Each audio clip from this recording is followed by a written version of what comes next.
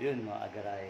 Meron naman po tayong isang followers na nagdala sa atin ng mga upuan ng kitchen.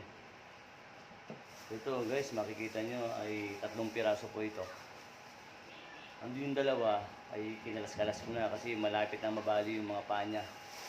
Kung mapapansin nyo mga kagarayo, yan. Yan po itsura niya. So naghihinayang naman po yung may-ari kasi napakamahal po nito sa mall.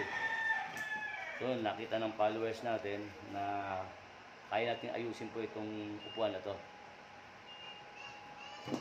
So guys, ay bago tayo